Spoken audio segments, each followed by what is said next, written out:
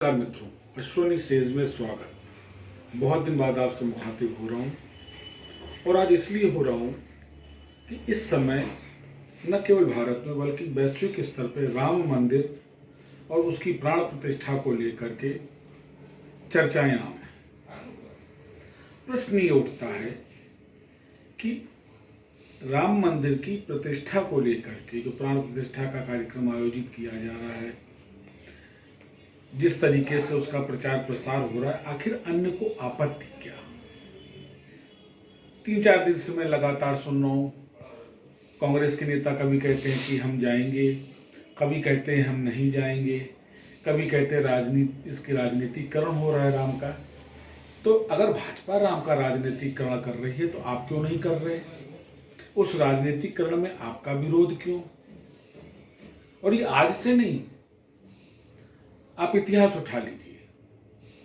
जब से हिंदुस्तान आजाद हुआ है, कांग्रेस के किसी वरिष्ठ नेता, चाहे वो जवाहरलाल नेहरू हो, इंदिरा गांधी हो, राजीव गांधी हो या वर्तमान की लीडरशिप, आज तक कोई अयोध्या रामलला के दर्शन के लिए नहीं किया। और बात ये तब है जब हम सेक्युलर हैं। मैं आज तक ये नहीं समझ पाया कि वो क्या आवश्यकता थी कि संविधान के 42वें संशोधन के साथ इस सेक्युलर शब्द को जबरदस्ती संविधान में शामिल किया गया। क्या केवल सनातन के विरोध के लिए? पुनः एक बार प्रश्न सभी राजनीतिक पार्टियों से और हिंदुस्तान की सबसे निकृष्ट व्यवस्था से, जिसको चुनाव आयोग कहते हैं, कि सेक्युलरिज्म के नाम पर हिंदुत्व का विरोध या हिंदुत्व का समर्थन, क्या ये सेक्युलरिज्म है? क्या चुनाव आयोग नहीं देख रहा किस तरीके से सपा जैसी एक तथाकथित राष्ट्रीय पार्टी जो अपने को स्वयं को कहती है, उसके नेता पूर्व के भाजपाई वर्तमान के सपाई स्वामी प्रसाद मौर्य के बोल, क्या ये भारत की सेक्युलरिज्म मर्यादा के अंतर्गत है?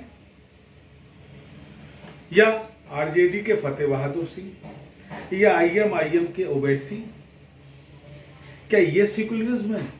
क्या ये चुनाव आयोग को नहीं दिखता किस तरीके से किसी धर्म विशेष का, किसी वर्ग विशेष की प्रत्यक्ष विरोध करने वाली पार्टी को क्या राजनीतिक रूप से पंजीकृत किया जाना उचित है?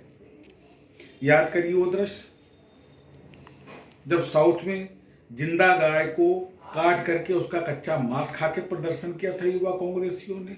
What was that? क्या था? क्या वो सेक्युलरिज्म था?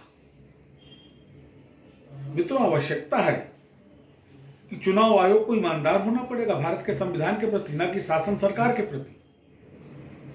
आज जो भी राजनीतिक कुरीतियां व्याप्त हैं या राजनीतिक अनियमितताएं हिंदुस्तान की राजनीति में, और उसका एकमात्र जिम्मेदार चुनाव आयोग है, क्योंकि चुनाव आयोग संविधान से ज्यादा शासन करने वाली पार्टियों के प्रति समर्पित रहता है। ठीक उसी तरह जिस तरह 2014 से पूर्व यही भारतीय जनता पार्टी ईडी और सीबीआई को पालतू तोता बनाती थी, आज विपक्ष इसको पालतू तोता बताते हुए भाजपा के ऊपर प्रश्न उत्पन्न कर रहा है। क्या मित्रों, हमारा दायित्व हमारे संविधान, हमारे देश के प्रति नहीं होना चाहिए?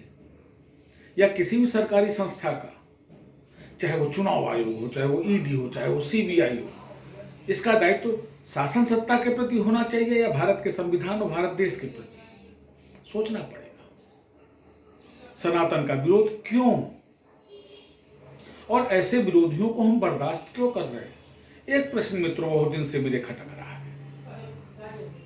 ये वही भाजपा है जो छोटी से छोटे कमेंट को लेकर मुकदमे दर्ज कर देती है। फला नेता ने हमारे नेता को ये कहा, फला ने इस तरीके का कमेंट किया। पर मित्रों, मैं आज तक नहीं समझ पाया कि जिस तरीके से अनर्गल बयानबाजी स्वामी प्रसाद मौर्य कर रहे हैं, फतेह बहादुर सिंह कर रहे हैं, ओवैसी कर रहे हैं, एक आध और कांग्रेस के नेता हैं, अभी महाराष्ट्र के आह्वान थे, इन पे मुकदमे क्यों नहीं?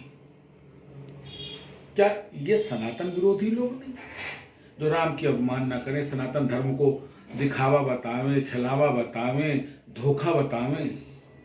क्या भाजपा के नेताओं को ये स्टेटमेंट कहीं सालते नहीं? सोचिएगा मित्रों, हमको देश बचाने की जरूरत, हमको संविधान बचाने की जरूरत है, हमको हमारा सनातन बचाने की जरूरत है। क्योंकि हकीकत यह है कि आज जो राजनीति हो रही है वो हमारे धर्म से हो रही है, हमारे देश से हो रही है, हमारे संविधान से हो रही है। पुनः मुलाकात करूंगा मित्रों, नमस्कार।